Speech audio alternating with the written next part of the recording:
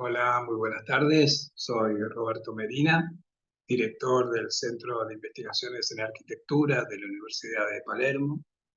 Y tengo el agrado de darles la bienvenida a esta Comisión 4 de las terceras jornadas interdisciplinarias de arquitectura en Palermo, que forman parte de la agenda de la 19ª edición de la Semana Internacional de Diseño. El Centro de Investigaciones en Arquitectura fue creado por el doctor arquitecto Jorge Sarquís en 2015. En 2022 el centro se incorpora al Instituto de Investigación en Diseño y la primera acción fue crear estas jornadas y al mismo tiempo la línea de investigación 26, Perspectivas Interdisciplinarias en Arquitectura. Ambas, la línea y jornadas, están profundamente ligadas con el objetivo de compartir, reflexionar y debatir ideas y experiencias. Las jornadas, investigar, difundir y aportar nuevos conocimientos y acciones en la línea de investigación, en pos de generar una agenda contemporánea en torno a las múltiples dimensiones de la arquitectura, una agenda que está pensada por y para la región. Entendemos que dada la complejidad de los fenómenos abordados, es imposible realizar la tarea desde la perspectiva de un único saber, por lo que el trabajo interdisciplinar es fundamental y es entendido y llevado a cabo como un diálogo entre distintos saberes que a su vez estructuran y ordenan las jornadas. Entonces tenemos los diálogos entre arquitectura, proyecto y formación, los diálogos entre arquitectura, historia y teoría, entre arquitectura, ambiente y paisaje, entre arquitectura, técnica y profesión, y finalmente los diálogos entre arquitectura, política y sociedad. Este año forman parte de las jornadas más de 80 ponencias y exposiciones magistrales en las que han trabajado 165 académicos y profesionales de la arquitectura y de otras áreas del conocimiento, vinculados a 48 universidades de 15 países de Latinoamérica y Europa. Estas cifras demuestran el inmenso y valioso trabajo que se está realizando en nuestra región en torno a los temas enunciados. El objetivo de las jornadas es también visibilizarlos, internacionalizarlos y generar redes de intercambio y colaboración. Las ponencias se organizan en 10 comisiones, comenzaron ayer lunes y se extienden hasta el viernes 2 a las 14 y a las 16 horas. Y para cerrar cada día tenemos las exposiciones magistrales que integran 5 mesas de diálogo de todos los días a las 18 horas. Están todos y todas especialmente invitados a acompañarnos durante toda esta semana. Como ya es habitual, estas terceras jornadas están vinculadas a un número especial del cuaderno del Centro de Estudios en Diseño y Comunicación sobre las temáticas abordadas aquí, para el cual sigue abierto el llamado hasta el 16 de agosto para el envío de artículos y ensayos. Esta tercera comisión está integrada por Edgar Mauricio Carvajal Ronderos, Felipe Corbalán Tapia, Mónica Aubán Morel y Luis Campos, Pablo Mastropascua, Rogelio Monarca Temalazzi, Alberto Rosendo Castillo Reyes, Araceli López Reyes y María del Rayo Vázquez, Jimena Marcela Romero Valdivieso y finalmente Joana Sempertegui y María José Delgado Cruz. Para organizar las presentaciones hemos dividido la comisión en 3 espacios o mini espacios temáticos. Uno son las ponencias que están vinculadas a la historia, otras más ligadas a la historia en relación al patrimonio y finalmente las relacionadas al territorio y la ciudad. Así que vamos a comenzar con el eje de historia y la exposición de Edgar Mauricio Carvajal Ronderos de Colombia, cuyo trabajo se titula Leopoldo Rotter y la arquitectura expresionista en Colombia. Mauricio, el espacio es todo tuyo. Gracias. Gracias, buenas tardes. El tema de la investigación es el trabajo del arquitecto alemán Leopoldo Rotter, Él es de ascendencia judía y llegó a Colombia en el año 36 porque fue despedido de su trabajo por el Partido Nacional Socialista que gobernaba.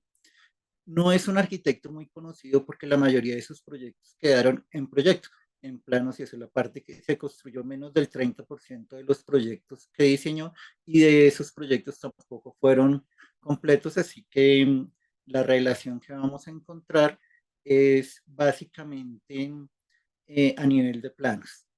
El expresionismo era la corriente más importante que había en Alemania en la década de los 20.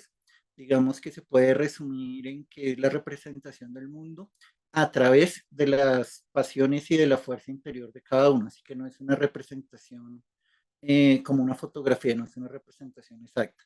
En arquitectura, el que más admiraba a Rother era el arquitecto Mendelssohn, que vemos sus obras, unas líneas muy sugestivas, muy hacia la curva y también la horizontalidad de la modernidad que Perdón, imponía la Mauricio. época. Dime. Mauricio no se está escuchando muy bien. Tal vez si apagás la cámara, mejora la conexión. Ah, vale. Perdóname un segundo. ¿Ahora sí ya mejora? Sí, sí, sí, ahí se escucha mejor. Sí, tal vez sea esa la razón. Bueno, en sus obras en Alemania, esta es la más importante, la Universidad de Minería de Clausthal. Ahí vemos que en la planta, en la imagen inferior, ahí, a pesar de ser un bloque, digamos, una casa medieval normal, el aula máxima es un círculo, y si miramos en la imagen de la izquierda, en el interior es un espacio que no se refleja desde afuera. Es decir, la idea de sorpresa y la idea de escenografía siempre va a habitar en él. El problema es que en la llegada a Colombia vamos a tener un problema de recursos y de tecnología. Se le entrega el mayor proyecto del gobierno de Alfonso López Pomarejo, que fue la Universidad Nacional de Colombia. Aquí vemos una imagen del plano de Bogotá en el 36 y la ubicación del lote de la universidad. Vemos que es una proporción de terreno importante con relación a la ciudad y que además estaba alejada. O sea, se podría pensar que era una ciudad afuera de la propia ciudad. Por lo cual, él implementó la idea de una ciudad jardín. Aquí vemos a la izquierda la, el, el esquema, el esquema en diagonales y círculos concéntricos, pero como el lote daba más la idea alargada, entonces aprovechando el expresionismo, se transformó en una elipse. Aquí vemos tres esquemas. El del centro es un dibujo del propio Rotter, en el cual usaba para sus clases de teoría de la arquitectura de explicar la ciudad jardín. Y en el primero es el de la Universidad Nacional. Entonces vemos la coincidencia que entre los tres y podemos afirmar sin ningún error que el campus se diseñó como una ciudad jardín en las afueras.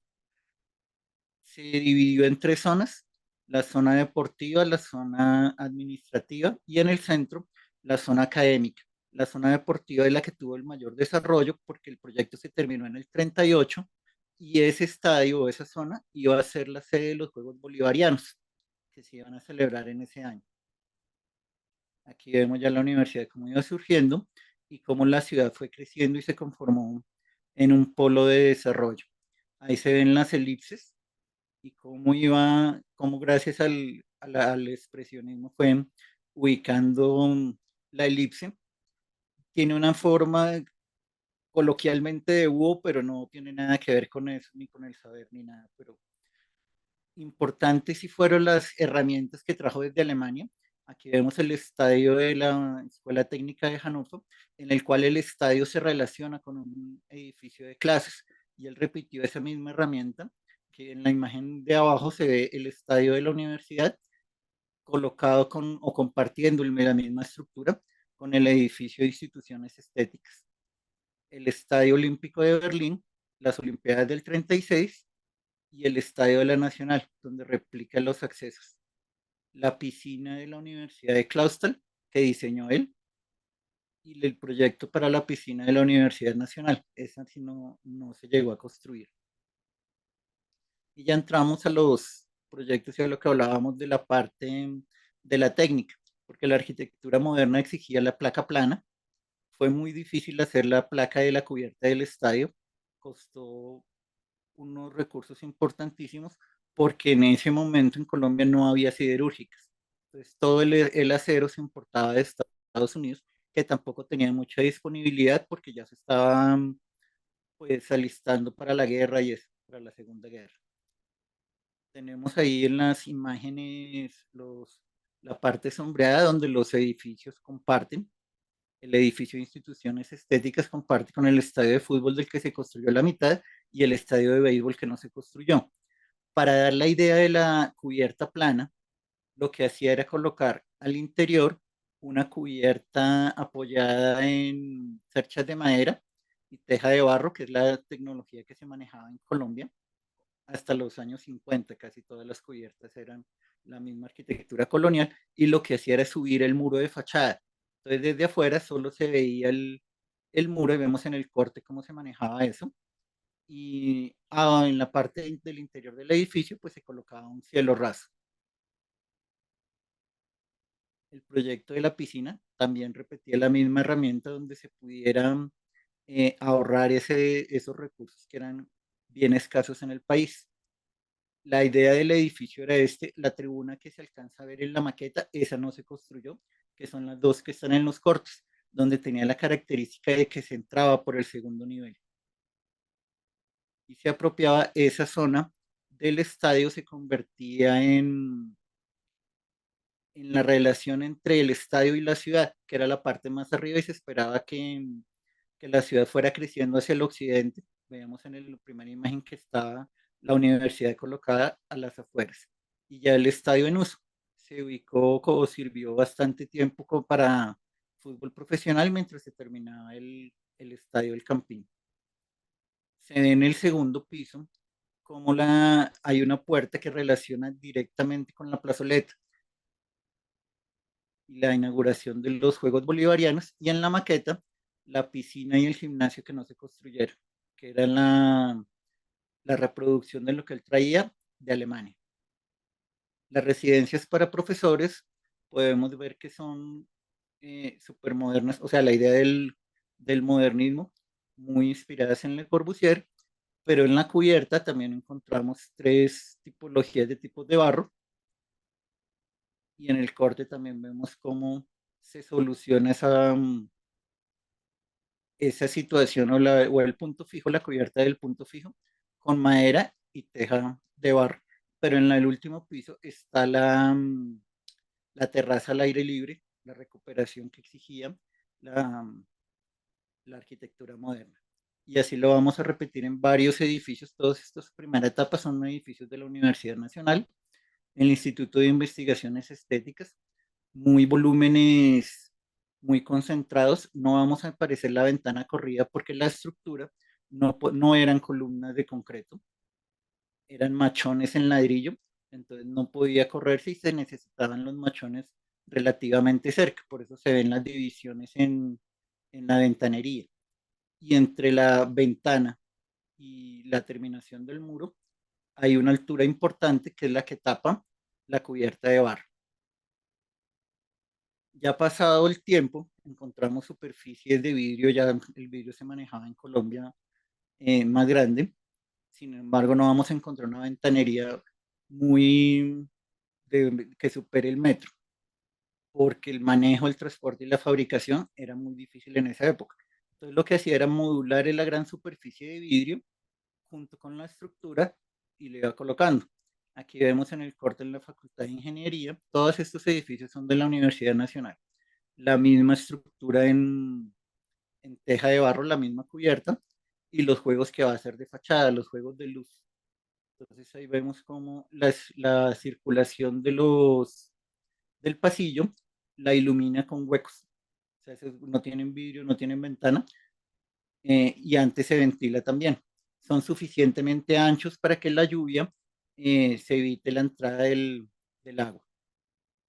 Una de sus obras más importantes es la imprenta de la Universidad Nacional, que hoy es el Museo de Arquitectura que lleva su nombre, Museo Leopoldo Rotter, donde ya ha superado el problema del acero, ya está Cemento Samper, o sea, y la Siderúrgica Paz del Río, ya hay acero, ya hay concreto, se puede hacer placas planas muy delgadas, este tiene forma de bóveda, pero estructuralmente no lo es, va a seguir jugando con la escenografía y vamos a encontrar una placa curva, un par de placas curvas, que nos va a jugar con unas columnas de doble altura en forma de elipse que funciona muy bien para el momento de inercia.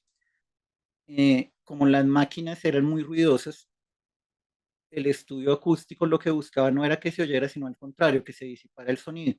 Eso hoy tiene el problema que para dar alguna conferencia o que es el uso que se le está dando al edificio, hay que llevar equipo de sonido, hay que usar amplificación, baffles y otras cosas.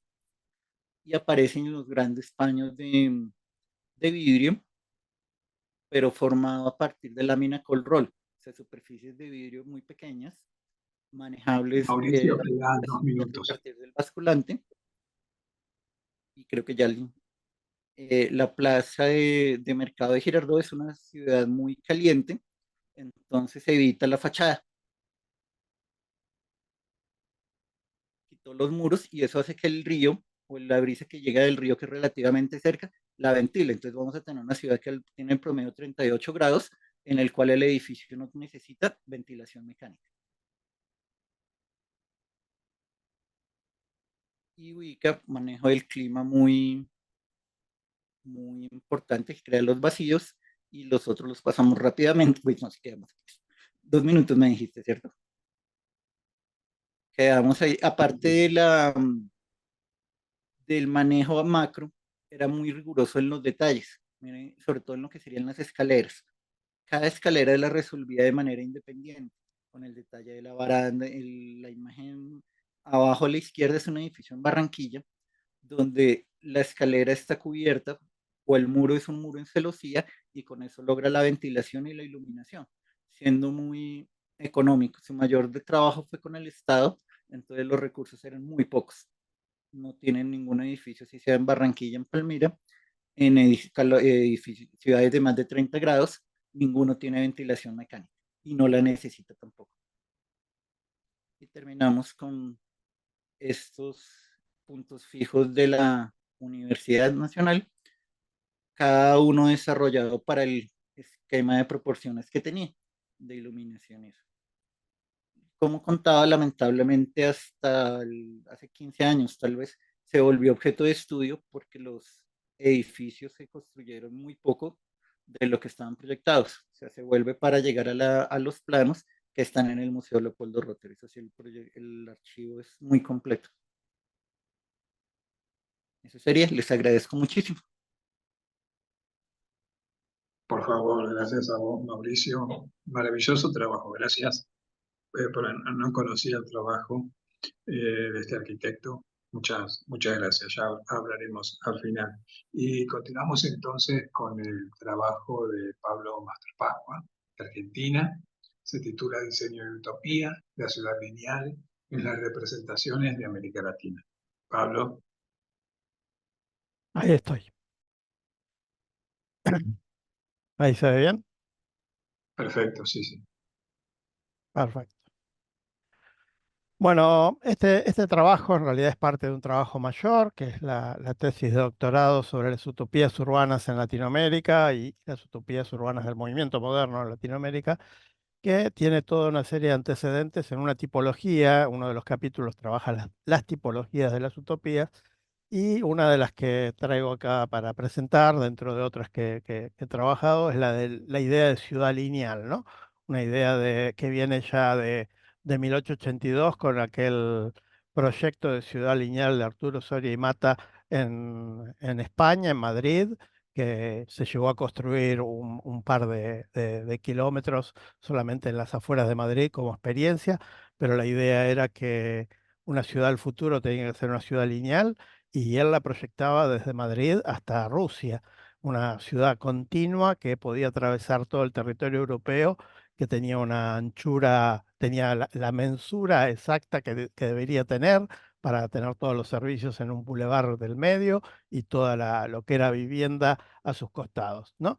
La idea de esta tipología va a ser replicada por algunos arquitectos, todavía no vamos a hablar de Latinoamérica, pero como antecedentes. En Estados Unidos, un personaje muy singular, poco conocido también, Edgar Chambliss, que es un inventor, estos inventores de la primera modernidad norteamericana, junto con Gillette, que también tiene un proyecto de ciudad también muy interesante, el de la maquinita de afeitar, ¿no? También hacía una ciudad lineal en un estilo ya más neoclásico, pero la idea de un superedificio que serpenteaba por el territorio, con un monorriel subterráneo, o sea, un antecedente también de modernidad importante, la idea de tener un subterráneo que acompañaba, así como el bulevar de Soria y Mata, acá la idea de movilidad en una ciudad lineal es totalmente fundamental. El proyecto de Chambliss tenía departamentos de vivienda en los tramos intermedios y después tenía una terraza con las dependencias comerciales, con todo lo que tenía que ver con la vida social, y en el subsuelo, como decíamos, la parte de transporte público. Los rusos también, la breve arquitectura revolucionaria del primer periodo ruso, de la Revolución Rusa, ¿no? También con esta ciudad lineal de Manigostorg, que va a ser un proyecto ya esencialmente moderno dentro de la idea del movimiento moderno, con edificios, la misma idea de Sorio y Mata, pero trabajada con arquitectura moderna, con edificios de altura y la idea de el edificio apenas tocando el territorio y dejando el territorio libre para actividades de distracción, de deporte, equipamiento y la vivienda en altura. Esos son los antecedentes, ¿no? Y justamente el que va a traer esta idea a América de la ciudad lineal va a ser Le Corbusier en su viaje del 29 y con sorpresa en este viaje se va a encontrar con un paisaje diferente que lo va a impactar, especialmente después de un vuelo desde Buenos Aires a Asunción del Paraguay, con lo serpenteante que es el río Paraná y el río Paraguay, después con la geografía de Río de Janeiro, y va justamente a proponer planes también para Buenos Aires, no en modo lineal, pero sí para Río de Janeiro, para San Pablo y para Montevideo, y que van a ser justamente los antecedentes del plano bus para Argelia. Los proyectos para Río de Janeiro son los que va a trabajar con más énfasis o con un poco más de detalle, que justamente es este superedificio serpenteante en la geografía de Río, que va a cruzar en un puente también a Niterói y que va a tener, que no va a ser tabula rasa como hacía ya en Buenos Aires sobre el centro histórico, sino que se va a apoyar sobre el Río de Janeiro construido sobre con un superedificio apoyado en pilotis y que va a tener en la superficie de terraza una autopista. Así lo que Chambliss metía en el subterráneo, acá Le Corbu lo hace en la terraza salvando un problema de tránsito que ya tenía Río de Janeiro por la geografía tan accidentada, metiendo los autos en la parte superior, ¿no? Un viaducto habitable, hablaba de Le Corbusier, que pasaba por la Lagoa, iba hasta Copacabana, pasaba por el centro, cruzaba Niterói, que la facultad de la Universidad Nacional de Río hizo unos fotomontajes sobre fotos aéreas de 1930, justo cuando estuvo más o menos Le Corbu allá, hizo esta interpretación de los proyectos de Le Corbusier, especialmente abajo a la izquierda se ve el Hotel Copacabana Palace, hoy existente en la playa de Copacabana, aquellos que la conozcan, no tiene nada que ver con esta geografía, es un montón de edificios de esta zona, pero ahí podemos ver la Copacabana del 29, la que le conoció Le Corbusier, y la otra es Ipanema, la de la derecha abajo, donde se ve la lagoa también, y el edificio que cruza a Copacabana, al centro, y aprovecha esta idea de linealidad. Bueno, esto es un poco lo que dice Frampton en el otro Le Corbusier. Esto sería lo que determinó su adaptación del proyecto de Edgar Chambliss para Road Town, que veíamos recién, donde reencontramos las grandes líneas de sus proposiciones de 1929 para Montevideo y Río de Janeiro, en los cuales se asoció por primera vez el concepto de ciudad lineal a la de paisajes artificiales. Amancio Williams va a ser otro que va a traer la idea de la ciudad lineal y discípulo y admirador de Le Corbusier, comparte esta idea de lo que debería ser la ciudad pampeana, que considera una ciudad homogénea, sin atributos, es lo que dice Le Corbusier cuando visita especialmente Buenos Aires, y que debería servir de soporte para artefactos del movimiento moderno. Ahí Williams asiste a congresos del SIAM en representación de Argentina. Ahí también Delfina Galvez, su compañera, va a publicar en español la Carta de Atenas en 1949. O sea, hay una estrecha relación de Williams que va a trabajar la ciudad que necesita la humanidad, un proyecto de ciudad continua en un superedificio, así como los de Le Corbusier, que iba desde La Plata hasta Campana, cruzando toda la ciudad de Buenos Aires por arriba, ¿no? Un edificio continuo de 30 metros sobre el suelo, nuevamente la idea de apoyarse sobre columnas sobre lo existente, con un desarrollo mayor en lo arquitectónico que lo que había presentado Le Corbusier, porque ya hay mucho más detalle de la idea de espacios abiertos, de plaza, de pisos intermedios de este superedificio con actividades al aire libre. eh, el ancho máximo de la cinta es de 200 metros y el sector medio será destinado a las circulaciones vehiculares. Ya Williams no manda sobre terraza a los vehículos, sino que los manda en estos pisos intermedios, pero la idea es solucionar los problemas de el tránsito vehicular con el superedificio están presentes también en Williams. Bueno, acá dice, la idea de una ciudad lineal está entre nosotros, de La Plata hacia el norte. Esta situación se está dando en forma natural. Él habla de que hay un urbanismo natural que se está dando en la conurbación de Buenos Aires a lo largo de toda la costa del Río de la Plata, desde La Plata hasta Rosario. Y él dice solucionarla con este tipo de edificios, con un desarrollo de 100 kilómetros de ciudad lineal, es decir, aproximadamente la distancia entre Escobar y La Plata. La población podría rondar los 25 millones de personas con una densidad de 18 metros cuadrados por habitante, que es altísima.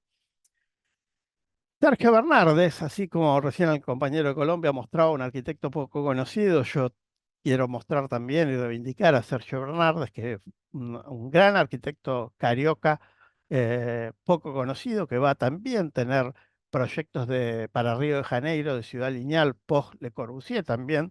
Uno se llama el Eje Polivalente, que es una ciudad sobre las líneas de tren. El tren estaba desafectado y él dice de trabajar la faja de 105 kilómetros de vía que fragmentan el territorio con edificios que son terrenos de entre 25 y 40 metros de ancho, donde se podría construir un mundo nuevo para la población de las favelas. La idea de construir vivienda social en un formato lineal. Retoma también la idea de la ciudad lineal en un proyecto de reurbanización por encima de la cota constructiva, que son los 100 metros en Río de Janeiro, construir debajo de los caminos para el traslado de la población de las favelas, consolidar las laderas de los morros y consolidar el tema de un problema en los años 60, 70, bueno, siguen siendo, pero todavía estaban más acentuados, los desmoronamientos, los deslaves de piedra barro por las lluvias en los morros, que además causaban muchísimas muertes. Y el último proyecto de Bernardes, que es el proyecto Atlántida, que es, así como Le Corbusier cruzaba de Río a Niterói, que es la ciudad que está enfrente de Río de Janeiro, él propone un puente habitado que va desde Barra de Tijuca, un poco más lejos, ya estaba consolidada Barra de Tijuca como expansión urbana de Río, hasta Cabo Frío. O sea, casi un cruce de toda la costa del norte de Río de Janeiro con 200 kilómetros de puente habitado, donde las columnas son los edificios que sostienen el puente, edificios que van cada 500 metros, que soportan 1.200 unidades de vivienda, que traerían el problema habitacional de Río como solución, y a 70 metros sobre la superficie del mar. Muchos de estos proyectos fueron presentados en una revista Machete, que es como la revista Gente de Argentina, para los que lo conocen en esa época, era la que presentaba lo que sería el futuro de Río de Janeiro. Pablo, nos Sí, quedan 2 minutos. perfecto. Y para terminar, ya que me quedan 2 minutos, estas cosas que tienen que ver con lo tipológico, con las ideas a veces alocadas de muchos arquitectos, querer solucionar todos los problemas urbanos en un superedificio. El día de hoy se está construyendo Neom, una ciudad futurista en Arabia Saudita, a orillas del Mar Rojo, que tiene la idea de 170 kilómetros. Acá hay plata de los saudíes, ¿no? Acá problemas económicos como tenía Rotter en Colombia no los tiene. Acá está todo el dinero para construir esta ciudad en el medio del desierto, una especie de Abu Dhabi nueva, que es una locura, ¿no? De estas nuevos emprendimientos, eh, especialmente en los países árabes. Bueno, para terminar, Soria, Chambliss, Le Corbusier, Bernardes, Williams, llegan al final de sus vidas proyectando muchos ciudades ideales, pero proyectos de arquitecturas que seguramente no tenían futuro, o por lo menos no tenían futuro inmediato, pero que realmente marcaron época, que la posibilidad de la realización de sus proyectos los mantuvieron como parte de su construcción teórica y su construcción de propuesta que después en fragmentos sí fue construida. Hay fragmentos de muchos de estos edificios lineales, algunos en Río de Janeiro por Afonso Reidi, y que no terminan en realidades virtuales, sino en fragmentos de estas utopías. La idea de ciudades del futuro nos viene acompañando a los arquitectos y urbanistas siempre en los imaginarios, en este caso un imaginario tipológico, que además nos acompaña, para mí que soy un fanático de la ciencia ficción, en el cine, en el cómic y en los cuentos de ciencia ficción, que no dejan de ser buenas intenciones a veces, o de intentar comprender los problemas de las regiones y sus países de una manera formal. Quizá no es el más indicado, pero es interesante revisar qué es lo que se ha hecho desde el punto de vista histórico, desde el punto de vista teórico, estas cuestiones que solo quedaron en los papeles, como recién veíamos también estos proyectos de Colombia. Bueno, esta la última, más que nada para cerrar, que dice: en la ciudad lineal pudimos ver cómo las ideas de futuro terminan en proyectos, son realizables. Bueno, los árabes están haciendo una ciudad lineal. Si la van a concretar o no, si va a ser un éxito o va a ser otro bluff del capitalismo, lo veremos en breve. Muchas gracias. Muchas gracias a vos, Pablo. Es Gracias. fantástica la documentación que tenés de Le Corbusier en Río. Maravilloso. Sí, sí. Bueno, gracias. Continuamos entonces con Jimena Marcela Romero Valdivieso, de Bolivia, con su trabajo Retratos de Premodernidad y Modos de Habitar Domésticos en la Narrativa Literaria Chuquisaqueña. Gracias. Sí, voy a compartir. ¿Qué tal? Buenas tardes nuevamente. Acá. Comparto. Bien. El Se ve siguiente muy bien. trabajo, ¿se ve bien? Gracias.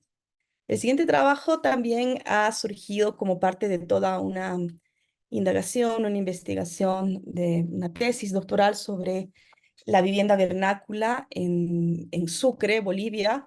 El gentilicio es ser chuquisaqueño o chuquisaqueña, por eso hablo entonces de esta palabra. Así que he encontrado, digamos, descripciones muy interesantes y muy ricas en cuanto a muchos detalles del modo de vida, de la forma digamos, de habitar, de modos de habitar en la literatura chuquisaqueña, las que hablan muchísimo sobre cómo era el manejo de los espacios, las costumbres, en fin. Entonces, es que he podido, digamos, indagar en 4 novelas algunas de estas particularidades. ¿Continúo? Ahí sí. Es así que el propósito del trabajo que al que digamos, al que he llegado haciendo toda la investigación de la tesis doctoral es pues de reconocer descripciones espaciales que en realidad están enmarcadas en la premodernidad, identificadas en las novelas, en la narrativa chuquisaqueña, en Sucre, ¿no? Para interpretar de manera más integral ese entorno, ese contexto, la vivienda vernácula, ¿no? Nos acercamos por eso a la vivencia espacial de los personajes de las novelas a través de los sentidos, de su conexión con el lugar dentro de la vivienda, más allá de la clásica descripción material, técnica o esquema tipológico de una vivienda, de una casa, ¿no? Es curioso porque pues veo en las presentaciones previas mucho manejo del movimiento moderno, de toda esta línea de modernidad en la arquitectura latinoamericana. Y en Sucre, en realidad, el, eh, la modernidad ha sido muy tardía, ha llegado bastante tarde, en los años 70 más o menos, y en edificios de carácter público, pero en la vivienda, pues se tardó más todavía, ¿no? Entonces, toda esa temática la estoy abordando en la tesis. Sin embargo, me acompaño de estos relatos para también hacer la descripción más variopinta, más rica en cuanto a estos escenarios, ¿no? Dentro del marco teórico, también tomo las ideas digamos, de los modos de habitar, pero también me apoyo en lo que es la premodernidad, ¿no? Que en realidad los considero estos espacios que se despliegan en contraposición a cambios modernos como la planta libre, la funcionalidad, las dobles alturas, los soportes, las grandes luces, esa organización eh, en el espacio-tiempo, el Ramplan, ¿no?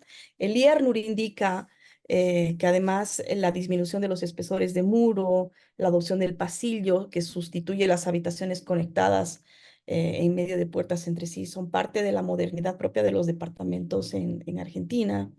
Em, la desaparición de los límites formales, las funciones separadas, ¿no? Las concentraciones de servicios, la compactación, todos estos aprovechamientos espaciales son estos indicios de la modernidad digamos, en una unidad habitacional. Eh, y la premodernidad se acomoda en todo caso a lo contrapuesto, ¿no? Él afirma que estas transformaciones son propias también de este proceso de reproductibilidad técnica que ha sido teorizada por Walter Benjamin. Em, las novelas que escogidas para esta presentación son estas 4 novelas.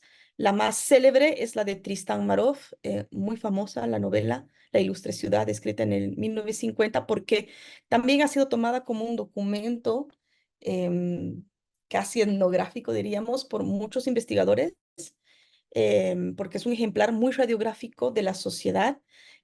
Tristán Marov además usa mucho la sátira y el humor para describir a los habitantes de Sucre.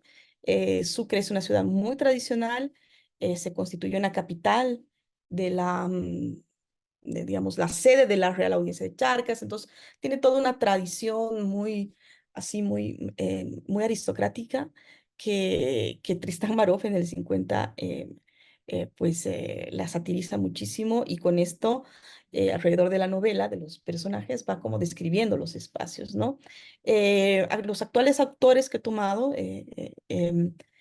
son Máximo Pacheco y Milovan España. Máximo Pacheco escribe 2 interesantes novelas, ha escrito muchas, pero Retrato de Ciudad con Calavera en Mano en 2010 toma el tenor popular de los personajes, habla de esta dicotomía, es un juego subalterno de las dicotomías sociales, y a través de esto también va describiendo los relatos de la casa, ¿no? La humedad en el vientre del lagarto gira también en torno, es otra novela que le escribe en el 21, y además hace una conexión con la famosa novela de Tristán Marov a través de la casa de Don Céfiro, que es un personaje que aparece en la primera novela y que Don Máximo Pacheco genialmente toma, es como una continuación, una secuela de la historia de la casa en su otra novela, en los nombres de estas, ¿no? En la humedad del vientre del lagarto. Los nombres son bastante extraños que pone Don Máximo a las novelas, pero bueno, tratan de esta vivencia habitacional, ¿no? Y lo va en España, en una novela que encontré hace poco.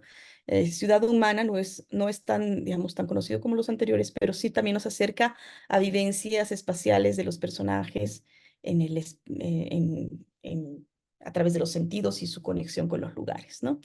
Bien, entonces, ante este marco teórico de reconocer los espacios premodernos y conociendo el escenario en el que voy a describir, abordo las siguientes temáticas. Por ejemplo, distribución de espacios domésticos en las novelas.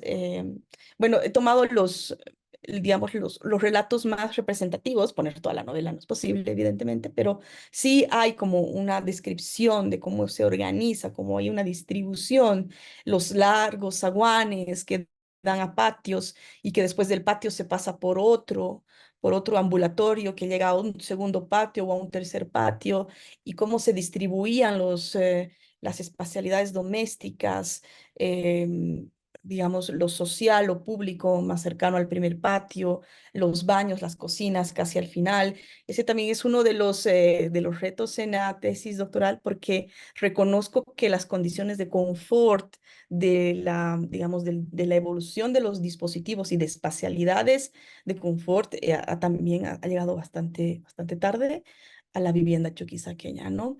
Los espacios que pueden servir para hacer comedor, para hacer cocina, para guardar, para el dormitorio, donde también suceden otras cosas, puede ser escritorios. Esta mezcla de funciones se va dando también en todos los relatos y se va reconociendo en las narrativas estas distribuciones, ¿no? Los pequeños cuartitos, los añadidos en esquinas, los baños que después se añadieron porque hubo una normativa a mediados de los años 20, donde pues se instaba a la población a que debería pues tener el baño. El baño llegó muy tarde realmente a las clases medias. Las clases altas, por lo contrario, gozaban de grandes salones de baño en las viviendas opulentas. El zaguán es muy característico, como en muchas de las viviendas latinoamericanas, ¿no? Em, Debe ser abierto, es abierto a la calle, la gente solía dejar la puerta abierta hacia la calle. Hay también, digamos, son rincones de religiosidad, y hay una preferencia también por ciertas imágenes religiosas, el corazón de Jesús, por ejemplo, en pasillos y en dormitorios, ¿no? Los pollos, como las graditas, esas como asiento de barro que también estaban insertadas dentro del zaguán. Tenía diversos usos el zaguán, como es una condición del espacio premoderno. Podía ser sala de espera, podía ser un salón de consulta, la casa del perro, la morada de los indígenas que alguna vez llegaban a hacer algunos trabajos domésticos para la clase media, ¿no? O también las inscripciones digamos, de orgullo nacional o chuquisaqueño sobre, por ejemplo, el famoso 25 de mayo de 1809. Es una historia pues compartida también con la Argentina con respecto a los gritos libertarios y a todas los levantamientos que se iban pronunciando pues, para llegar después a la época republicana, ¿no? Bolivia se declara república en el año 1825, pero ya desde 1809 se venían dando estas emancipaciones, y el Sucre fue uno de los lugares donde estalló la primera emancipación, que es el 25 de mayo de 1809. Ahí que también coloco las citas y las páginas, en todo caso, para esto, ¿no? El Jimena, patio. nos quedan 2 minutos. Me quedan 2 minutos. Bueno, voy entonces volando, voy hacia el patio donde se lavaba la ropa, donde estaban los corrales. En los corrales también habían animales que se criaban para la comida, se criaban, incluso en las cocinas se criaban así. Voy a ir hacia la cocina directamente, ahí, no sé si lo pueden ver. En las novelas se describen que en las cocinas se criaban, por ejemplo, los conejos de Castilla, ¿no? Pues se les daba digamos, la basura orgánica para alimentarlos y después cocinarlos. Entonces era así como un lugar también bastante vernáculo. Se describen habitaciones, las habitaciones que se conectan con otras habitaciones, que son alineadas, ¿no? Es muy propio de la premodernidad. Los salones donde están los tesoros de la clase media, los tesoros, además que son lugares que se echaban llaves, solamente se abrían para las visitas, bueno, esa elegancia antigua, todo ese tesoro familiar están allí y los describen en las novelas. También se celebraban velorios dentro de los salones. He hablado de los cuartos de servicio y creo que con eso pues he hecho un recorrido así muy veloz sobre todos los extractos que me describen espacialidades premodernas, su distribución y sus características. Y también hay mucho más por hablar sobre, como por ejemplo, materialidades, ¿no? En ese que ahora no le he tomado. Y bueno, agradezco en todo caso por el espacio. Muchas gracias. No, por favor, Jimena, muchas gracias a vos, disculpas a vos y a todos por lo corto del tiempo. Y es muy interesante esto que decís al final. El tema de la materialidad particularmente me interesa mucho. Y bueno, por ahí está para una nueva exposición. Claro, para otra ocasión, O, sí. sí, un artículo para cuadernos. Ahí les dejé el enlace. Como decía, están todos invitados. Hay tiempo hasta el 16 de agosto para presentar un ensayo o un artículo sobre las exposiciones, así que están todos invitados. Y entonces continúa Rogelio Monarca Temalazzi, Alberto Rosendo Castillo Reyes, Araceli López Reyes, Mario de Bello Vázquez de México, con el trabajo Templo de la Asunción de Nuestra Señora de Xochimilco, Puebla. Muchas gracias.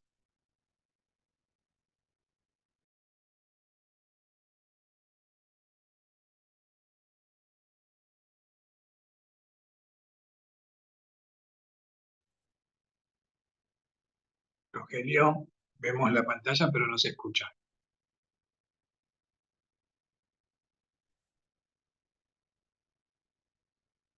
Buenas tardes, ¿sí ven la pantalla? Sí se ve y se escucha. Bueno. Bien, el Templo de la Asunción de Nuestra Señora de Xochimilco, Puebla, México, es un edificio importante dentro de una ruta que va de la capital del estado de Puebla hacia Xochimilco, aproximadamente en sus dos caminos, es un poco más de una hora.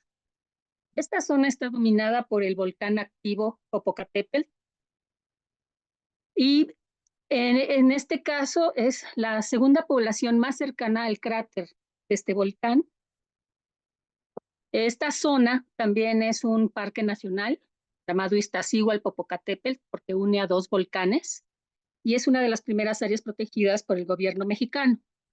Xochimilco es una comunidad que se originó en el siglo XII por la migración de culturas como la de Tula Hidalgo, y esta comunidad se asentó no solamente en Puebla, sino también en el Estado de México, creando una gran comunidad, principalmente azteca. Estuvo formada por 8 barrios. Esta zona cuenta con unas condiciones de clima muy agradable, produce una gran cantidad de materiales agrícolas y maderas. Se genera el volcán en esta zona para producir un proceso de evangelización rápido para la conquista ideológica, por lo cual este templo y convento sirvió para controlar a los pobladores. Los conventos eran grandes estructuras que se utilizaban como espacios habitados por los frailes, escuelas para los naturales, hospital, espacio para viajeros, el templo para culto y el atrio para albergar a la comunidad o plaza del pueblo y la huerta para sus propios alimentos. Este espacio se dice que la importancia de los edificios que componen la ruta es porque agregaron al programa arquitectónico español el atrio y lo que llamamos nosotros en México capillas abiertas. No es nuevo, puesto que estas existieron muchos siglos antes, pero no existían en ese programa arquitectónico. La ruta de los conventos del siglo XVI los abarca Morelos y Puebla. Hay más edificios pero solamente 14 fueron reconocidos por la UNESCO en 1994. 11 se ubican en Morelos, 3 en Puebla, bajo las órdenes evangelizadoras dominicas, agustinas y franciscanas. Esta ruta es una gran sección, era antes de la llegada de los españoles una ruta comercial, y los españoles retomaron esa ruta porque era muy importante para trasladar alimentos y maderas tanto al centro como al sur de México. Este es un mapa de 1594 donde ya se muestra el convento y el templo. Y este es un plano actual donde se coloca con línea negra las manzanas originales y con rojo el centro donde se ubica el templo y con azul el convento. Este edificio se construyó de 1540 a 1570 y por la UNESCO fue identificado como Patrimonio de la Humanidad en 1994. Esta es la planta general del templo. En la parte izquierda observamos el atrio. Al centro se ubica una cruz. En la parte derecha superior hay un huerto. En el centro el templo. Y hay un aljibe, que es agua que se traslada por medio de un acueducto de los escurrimientos del volcán Popocatépetl hacia la ciudad. Esta es una vista del edificio, su acceso. Esta es una capilla abierta que se dice que fue este concepto arquitectónico que agilizó la evangelización en México porque no se requería de construcciones complejas. Las primeras fueron de madera y ahí servía una especie de altar y ahí se daba la evangelización. Esta es una panorámica de la zona. Es un tipo fortaleza, lo que rodea al atrio. Tenemos aquí el acueducto que nos dirige hacia el aljibe y del lado derecho es una capilla poza. Aquí hay elementos que eran nichos, desafortunadamente con el sismo de 2017 y del sismo de 1993 fueron dañados grandes partes del edificio.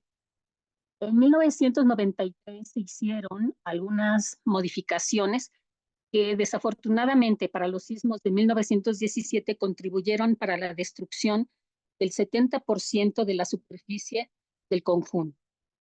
Aquí podemos ver cúpulas dañadas por ese sismo.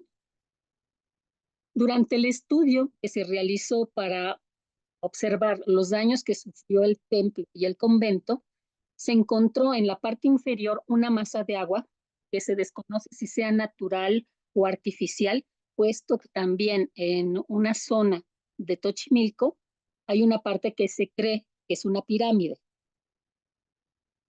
Los daños de las cubiertas fueron a todo lo largo.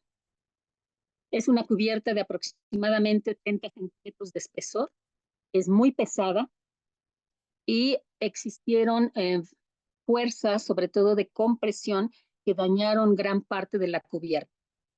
Esta es la torre que fue afectada desde la punta hasta la base.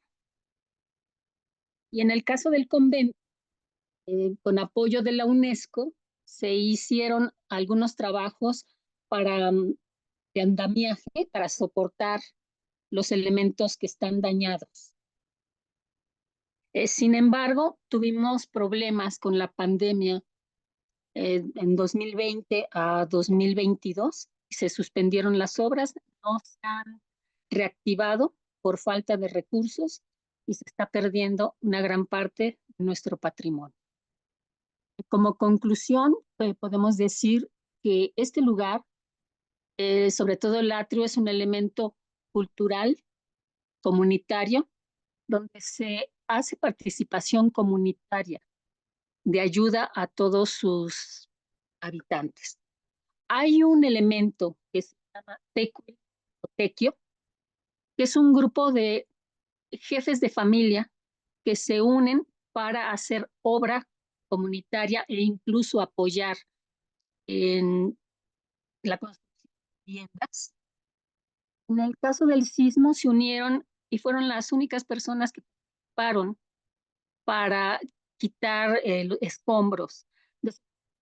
El Instituto Nacional de Antropología e Historia no ve relevante el incluir recursos para su rescate porque dicen que no fue dañado. Sin embargo, este templo es uno de los 9 templos que sufrieron graves problemas estructurales por los sismos. Gracias. Muchas gracias, María. Muchas gracias, Rogelio y equipo. Gracias por condensar en tan poco tiempo un trabajo tan importante y con el trabajo que pusieron. En la comisión anterior estamos conociendo Puebla y la importancia del patrimonio arquitectónico, cultural que posee. Muchas gracias.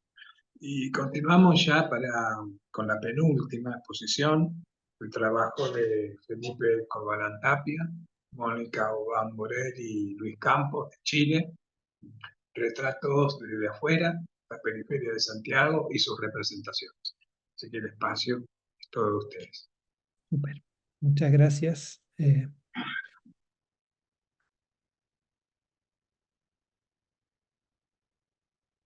Super. Creo que se ve. Así que, bueno, voy a partir. Sí, está perfecto. Gracias. Bueno, buenas tardes a todas y a todos. Antes de empezar, nos gustaría, en nombre del equipo, agradecer la posibilidad de participar en estas terceras jornadas interdisciplinares de arquitectura en Palermo. Esperamos contribuir con nuestra presentación a la discusión y al debate que estamos teniendo en esta mesa. Como fue comentado, el trabajo que hoy voy a presentar lleva por título Retratos desde afuera, una aproximación situada a la periferia de Santiago a través de sus representaciones. Es una investigación que está en curso, que es financiada por el Fondo de Investigación Interdisciplinar de la Facultad de Arquitectura y Urbanismo de la Universidad de Chile. Y en el equipo de trabajo forma parte Luis Campos, Mónica Ubán y quien les habla, Felipe Corbalán, los 3 académicos de la Facultad de Arquitectura y Urbanismo de la Universidad de Chile. Tal como se puede apreciar en el título del trabajo, esta investigación se interesa por la relación que se produce entre la producción y circulación de representaciones y la noción de periferia.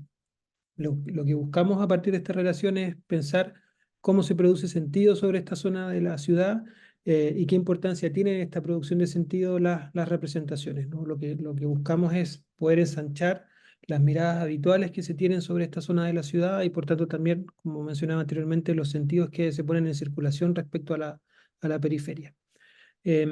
Con esto en mente, para esta breve presentación hemos creído importante plantear 4 ideas fundamentales. Primero, una aproximación a la propia noción de periferia, una noción conflictiva, problemática, pero que merece ser pensada, sobre todo creemos desde una perspectiva contemporánea. En segundo lugar, atender al ejercicio de representar la periferia, lo que supone poner en circulación representaciones sobre esta zona de la ciudad, incluso imaginar su posible extensión. Luego de esto nos situaremos en el caso específico de Santiago de Chile, que es nuestro caso de estudio y el espacio en el que estamos desplegando la investigación. Y finalmente daremos cuenta de quizás el producto teórico y práctico más importante de la investigación, que es la elaboración de un archivo. Y todo lo que supone poner en marcha la construcción de un archivo. Comienzo entonces por la argumentación. Si bien la palabra periferia es una palabra de uso habitual, tanto en el ámbito académico, en distintas disciplinas, como en el ámbito cotidiano, lo que nosotros planteamos es que es un término que casi siempre está en tensión, ¿no? Que no necesariamente puede ser definido de una sola vez y que merece una revisión de su alcance y de las distintas aristas que conforman este término.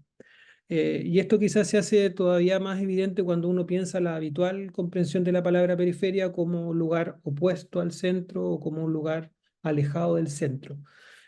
Nosotros lo que decimos es que esta lejanía casi siempre está asociada a una condición que no es solo territorial o geográfica, casi siempre está asociada a una lectura en negativo de la periferia, que la lee como un lugar inseguro, como un lugar abandonado, como un lugar en deterioro, o como un lugar incluso, que es una cosa muy importante para la investigación, fuera del tiempo, ¿no? Fuera del tiempo histórico, fuera del tiempo importante.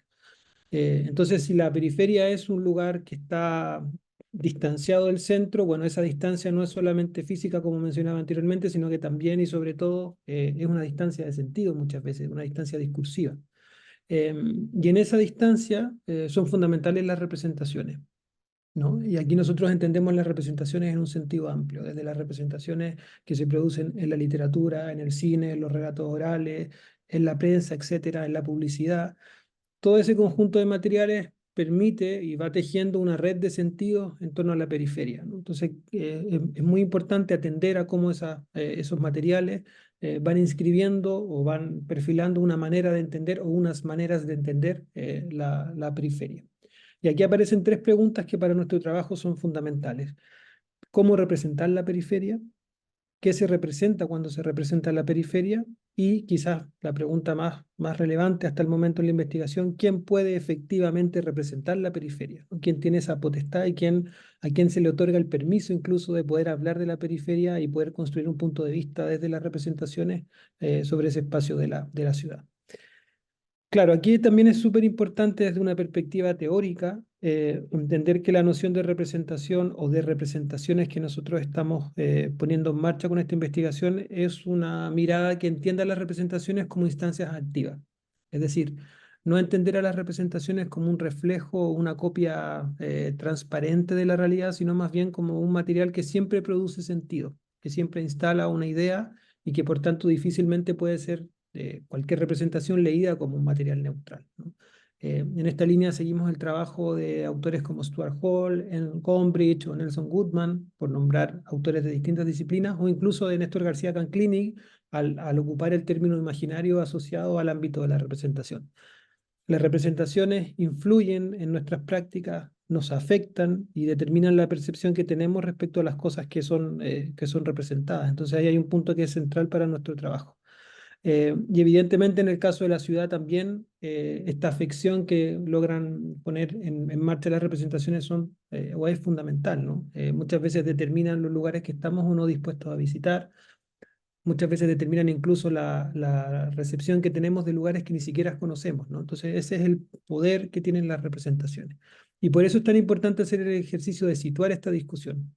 Nosotros la situamos en un ámbito específico, que es el ámbito de la periferia de Santiago, que ya desde el siglo XIX se convirtió en un lugar fundamental para entender esta ciudad, ¿no? Cuando en el siglo XIX la periferia suponía todo aquello que quedaba fuera del modelo de progreso iniciado en el siglo XIX que consolidó al país como una república independiente, y también desde una perspectiva todavía más contemporánea, ¿no? Los últimos 40 años de, entre comillas, progreso del país están asociados también a un desarrollo desigual de la periferia de las grandes ciudades, y no es el caso, es también el caso de la ciudad de Santiago, ¿no? Hoy día en la ciudad de Santiago podemos reconocer, por ejemplo, en la zona nororiente, una periferia donde se concentra los grupos más altos en términos socioeconómicos, y una periferia poniente o al sur o al norte que quizás está más vinculada con la noción habitual que tenemos de periferia. Entonces, claro, la ciudad de Santiago hoy día, o en la ciudad de Santiago hoy día, concurren distintas periferias que es importante analizar y pensar.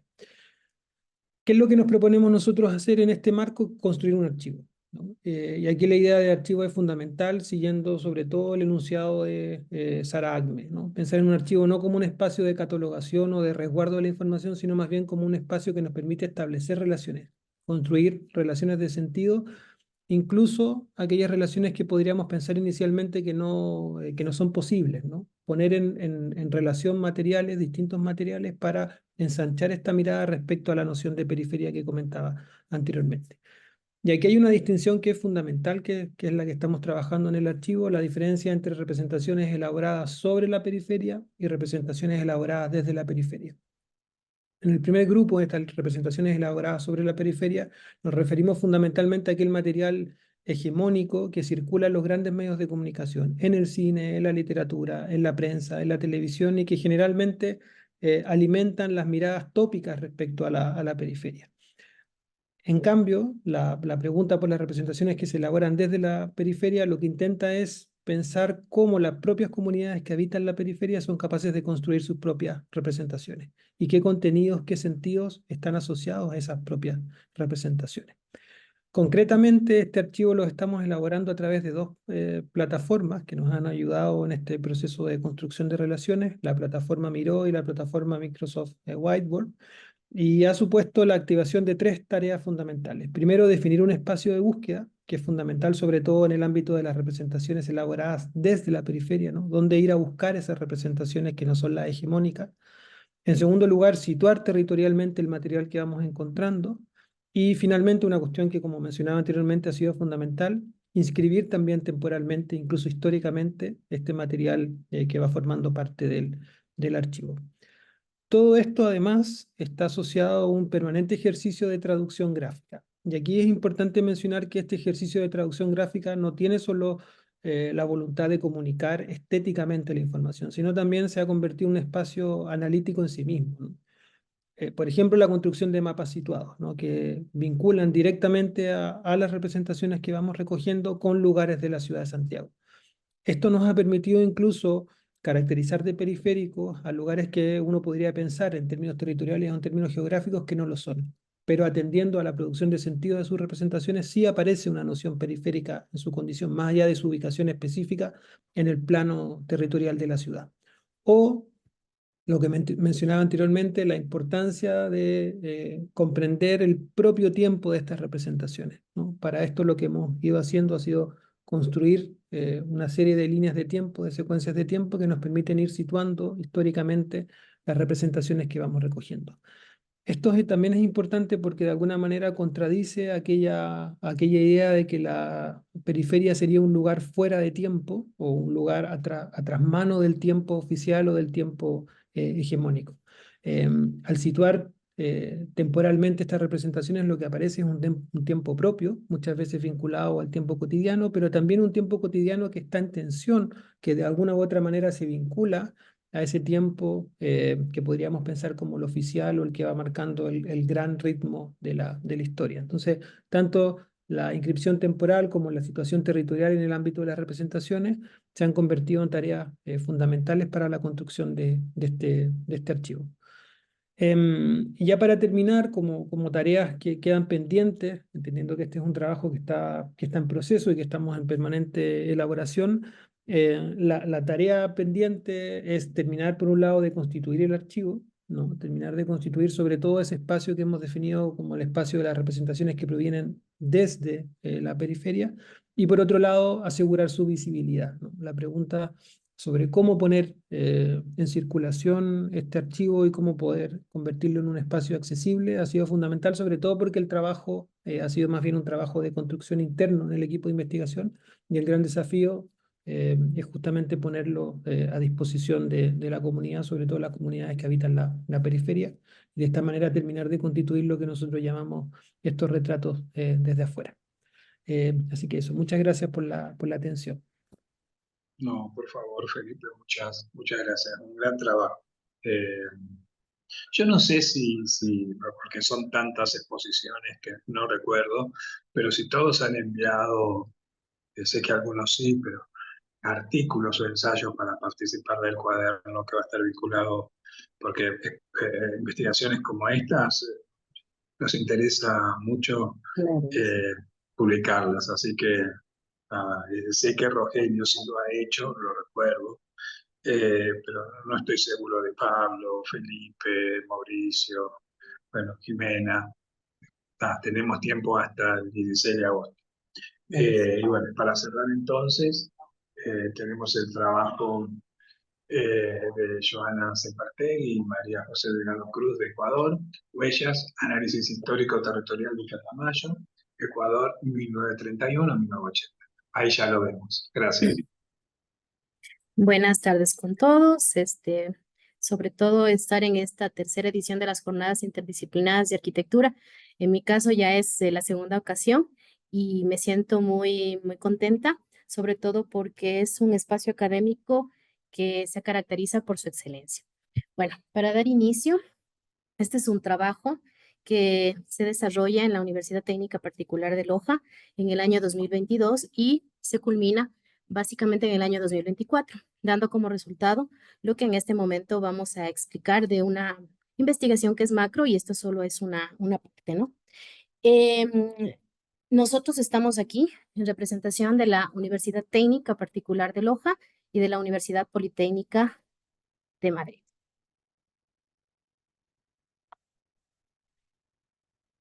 A continuación, voy a iniciar.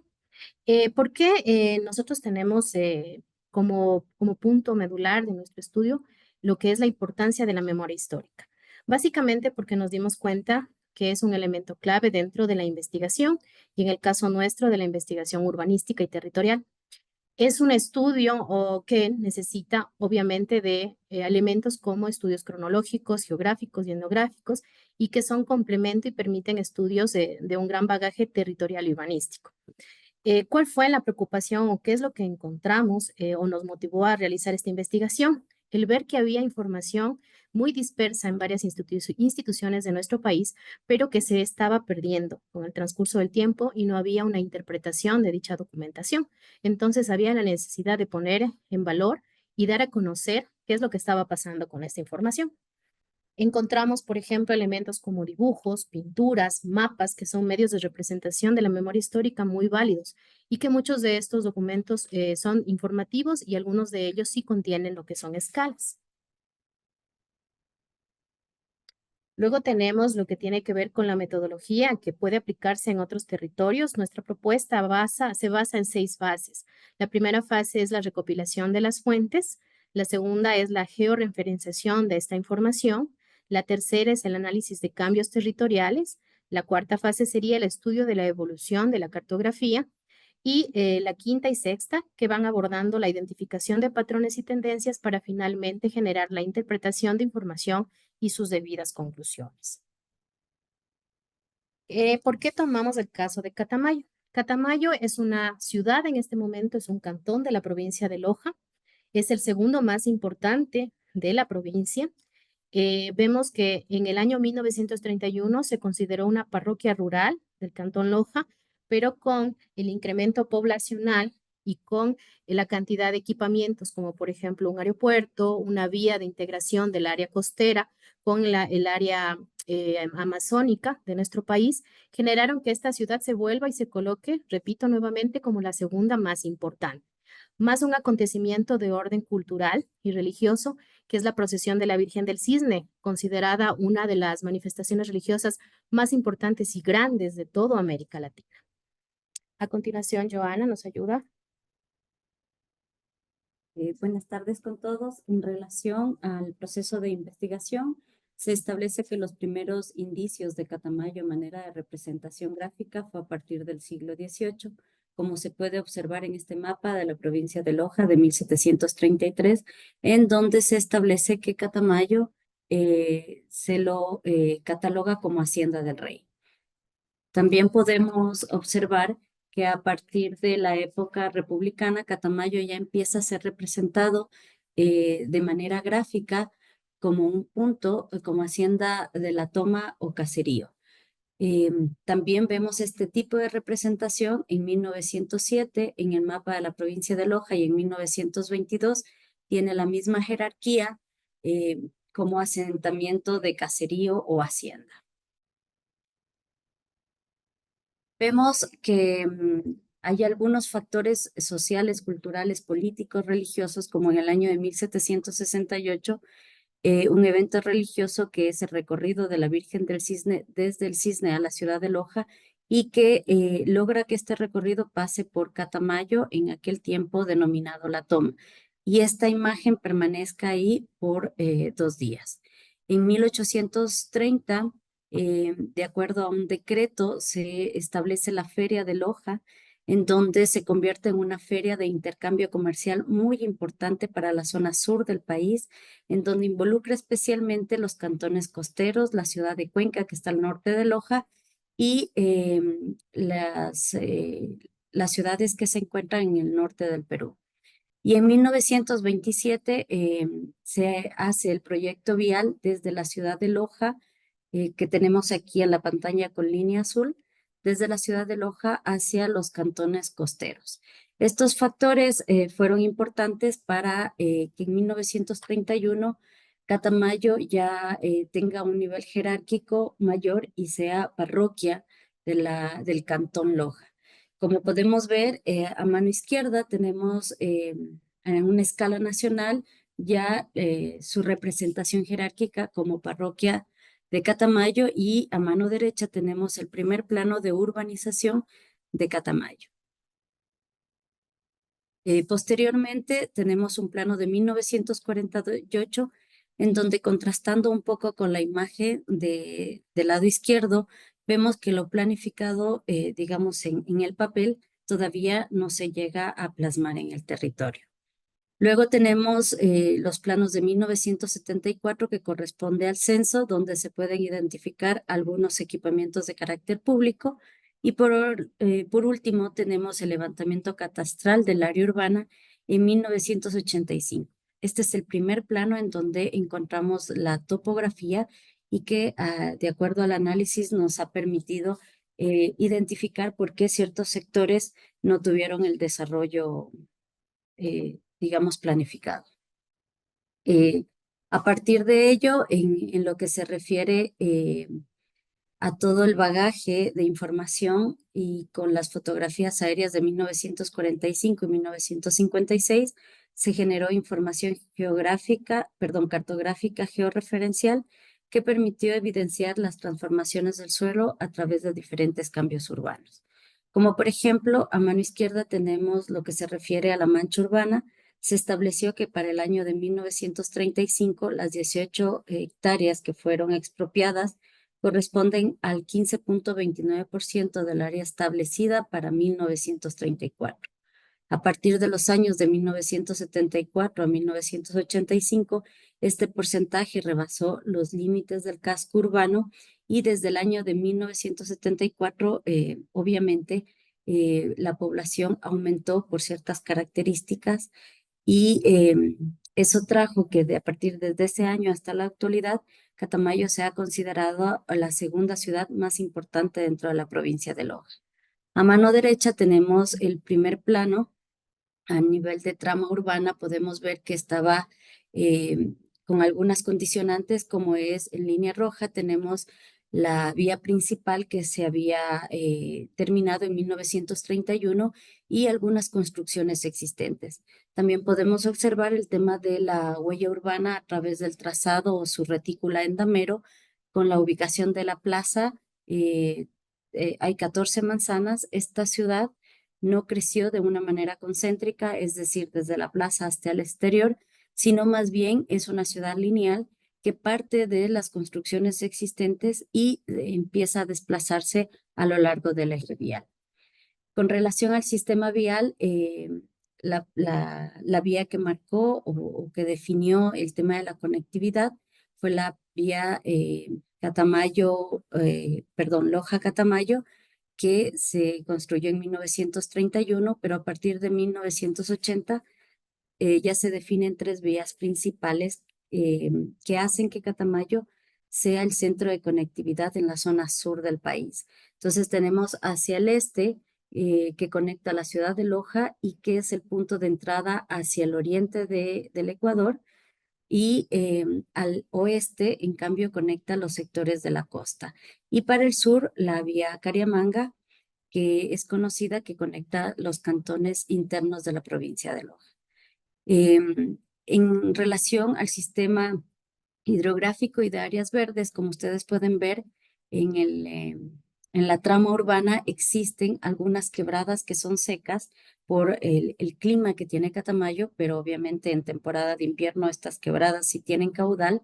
Sin embargo, estas quebradas a partir de la planificación de 1931 no fueron consideradas, y esto ha causado que en la actualidad el 90% de ellas estén embauladas con un espacio mínimo para el tema de mantenimiento y limpieza.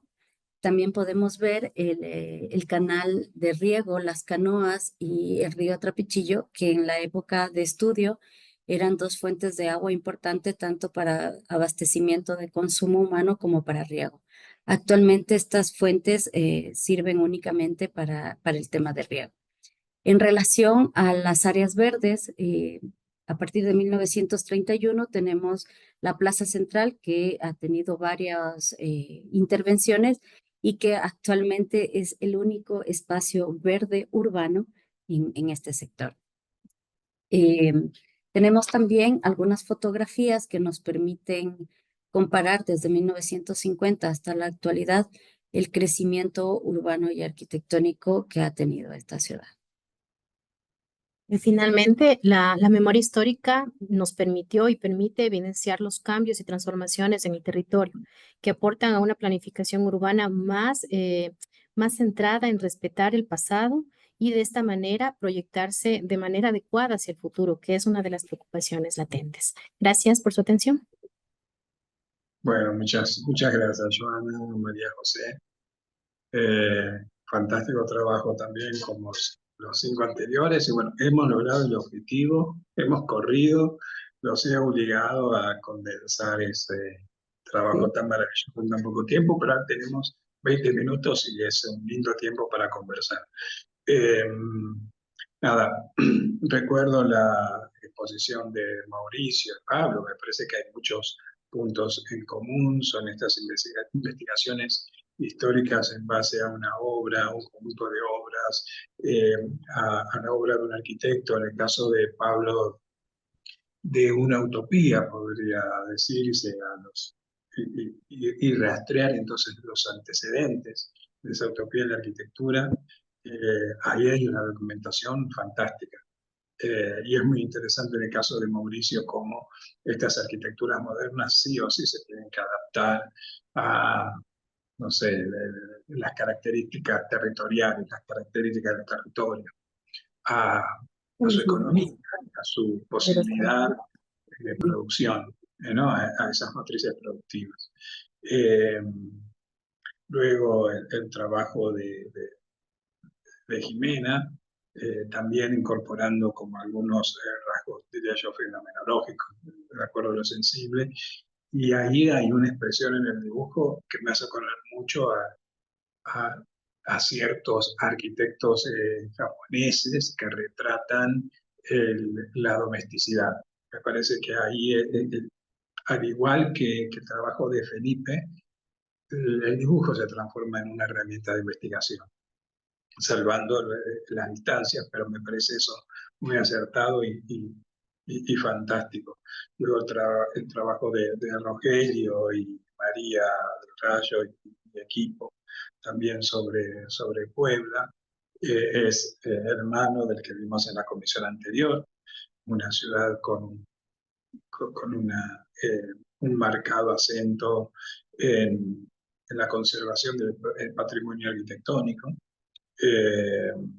Y después el trabajo de Felipe, Mónica y Luis, que nada, puede ser absolutamente replicado en cualquier periferia de las grandes metrópolis de Latinoamérica. Pensaba en Buenos Aires, donde hay una cultura muy potente del conurbano, al área metropolitana de Buenos Aires le llamamos conurbano bonaerense, y conurba, digamos, es la palabra coloquial, y hay literatura que emerge desde el conurba, hay cine que emerge desde directores que han nacido ahí en el segundo, tercer y cuarto cordón de la ciudad de Buenos Aires. Buenos Aires es una ciudad que ha crecido concéntricamente, por lo tanto, esta separación en círculos concéntricos marcan la distancia al centro, por ejemplo, ¿no? El primer cordón son los que están ahí en el borde de la ciudad. El segundo cordón ya tenés 1 hora hasta el centro. El tercer cordón 2 horas y media. Entonces decía, hay mucho que se puede replicar, y de vuelta es muy interesante también porque es un trabajo multidisciplinar, había mucho de etnografía, sentía, ¿no? Cuando se registran todas esas maneras de habitar el espacio público.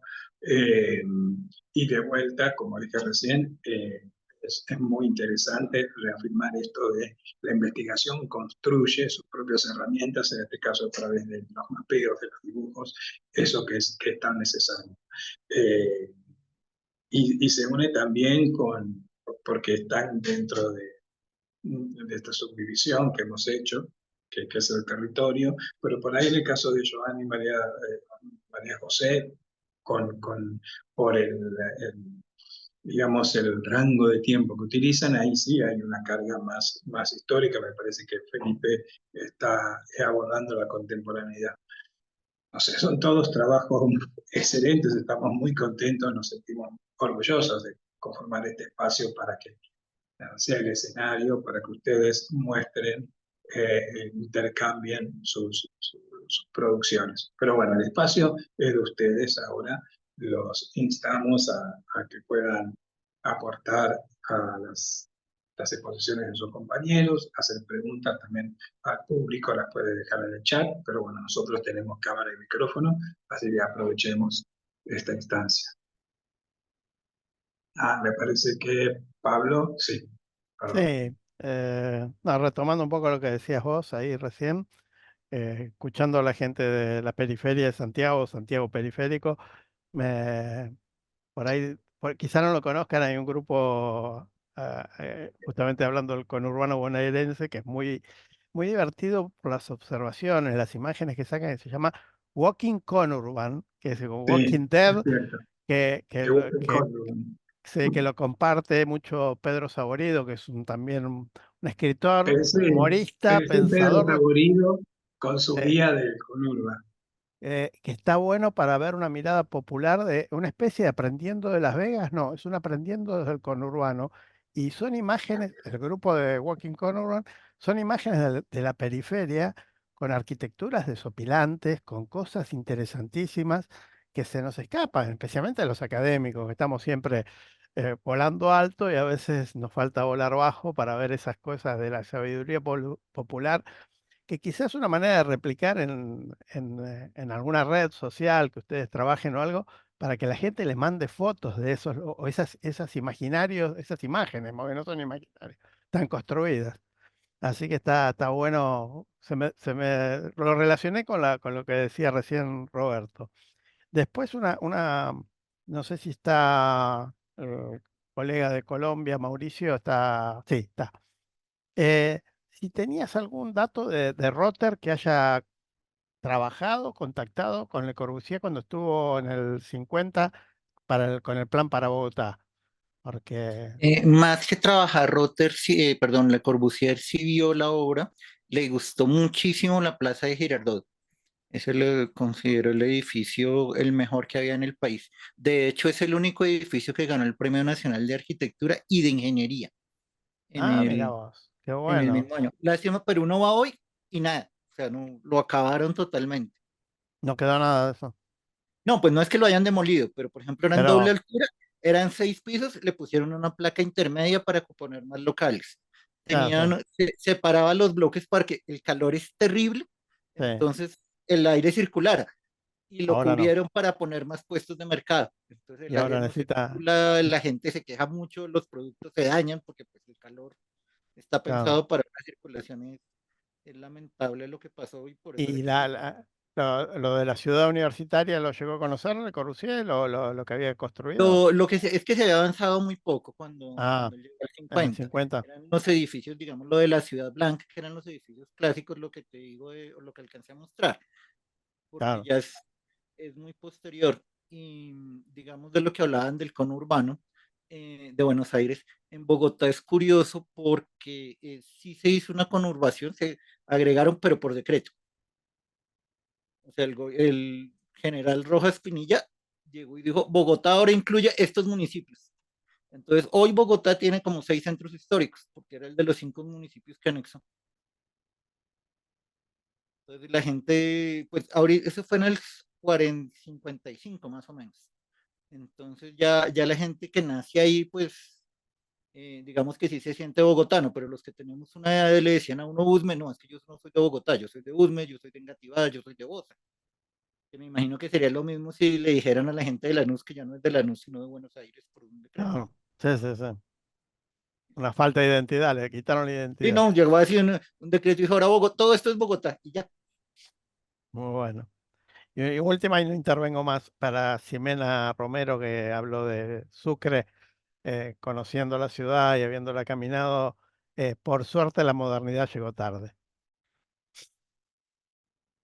Y sí, sí, llegó bastante tarde, hay muchas cosas que es como una especie de burbuja donde se conservan modos de pensar, modos de habitar, arquitecturas que todavía no han invadido, no han acaparado, pero bueno, eso en el centro histórico hay mucho por hacer a nivel fuera del contexto histórico en el trabajo urbano, ¿no? Pero bueno, la vivienda premoderna con patio, con espacialidades mezcladas, creo que le dan otra calidad de vida a la gente, es otro tipo de vivencia, que bueno, viviendo en Buenos Aires unos años, he extrañado eso muchísimo en mi modo de habitar y pues creo que me encanta haberlo leído en las novelas y hacer ese trabajo porque pues me meto mi propia realidad arquitectónica, vernácula y pues creo que es un homenaje también a mi ciudad y a mi contexto como boliviana poder estudiar estas arquitecturas tan anónimas, ¿no? Gracias por el comentario. Muchas gracias, muchas gracias. Y nada, quería retomar un poco lo que decía Pablo hacia Felipe. Si la investigación tiene su Instagram o una forma de comunicarse, digamos, con otros ámbitos académicos, incluso por fuera del ámbito académico, para que, como decía Pablo, esos datos o esas imágenes o esa música o lo que tenga que llegar, llegue.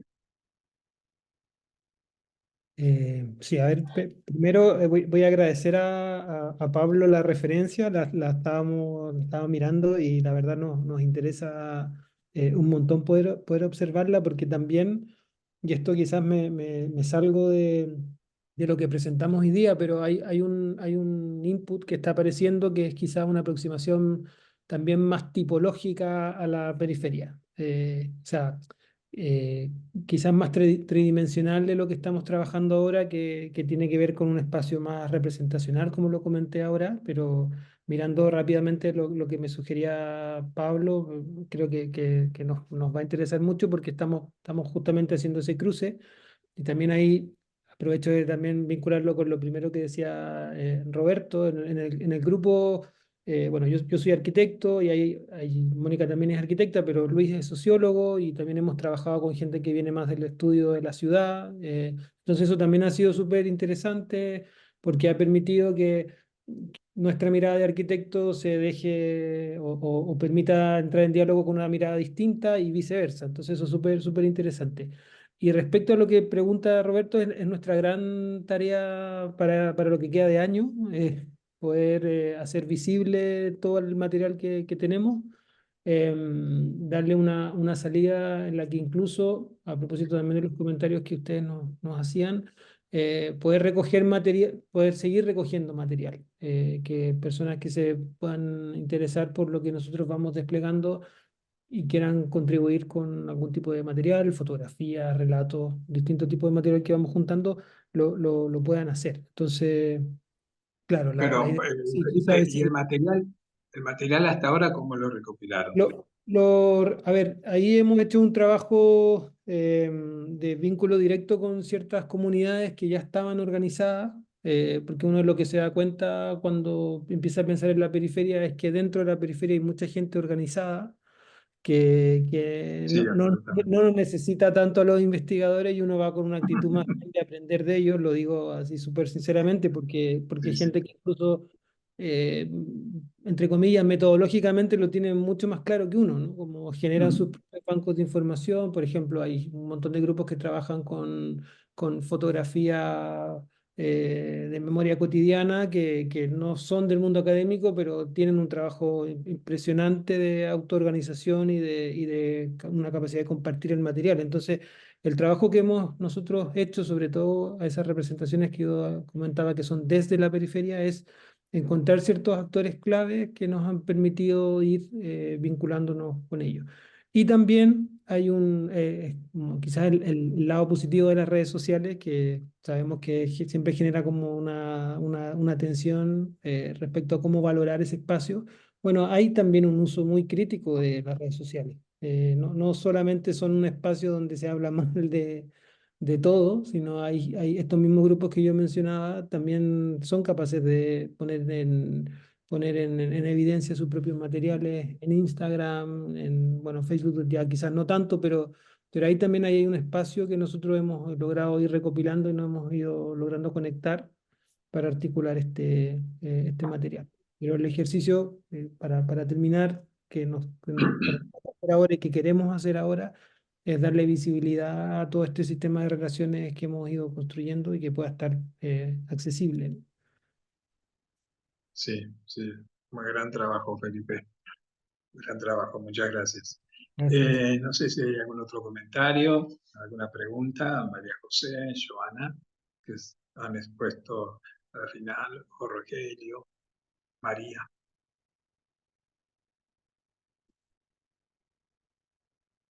No, no hay preguntas. Bueno, no sé si alguien quiere comentar algo, si no, ya vamos siendo la hora que es, podemos ir cerrando. Yo sí quería Mauricio. una última. Sí, claro. Y es que de las preocupaciones de Rotter que no se han trabajado, el poquito que decía que no es conocido, porque pues uno, no se construyeron los proyectos y dos, de lo que se construyó no se construyó como era. Hay muchas cosas que uno mira la obra y ya y lo que está en el plano pues no concuerda.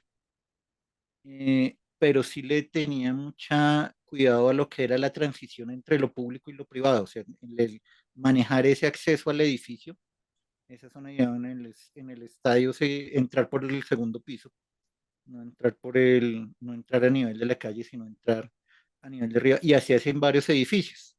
Esa forma de crear el acceso, esa forma de transición, y en un escrito encontré que decía que el edificio público debería tratarse como espacio público, o sea, hacer todo abierto y eso, y uno ve que los edificios públicos son todo menos espacio público.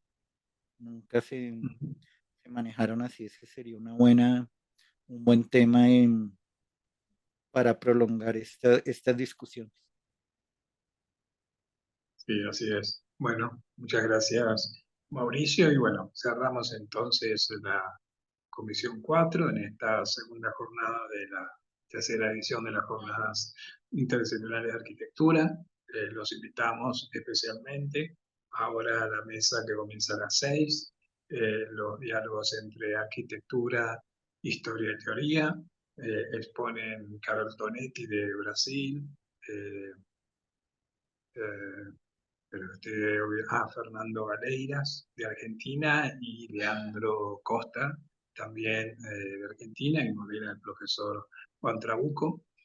Así que bueno, como decía recién, están todos invitados. Les agradecemos infinitamente la predisposición, el trabajo que se han tomado para realizar estas exposiciones y quedamos en contacto.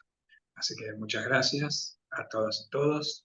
Buenas tardes. Un aplauso para todos. Gracias. Gracias a todos. Gracias, saludos. Gracias, gracias a Buenas tardes, todos. saludos. Gracias. Buenas tardes. Gracias. Saludos a todos, gracias.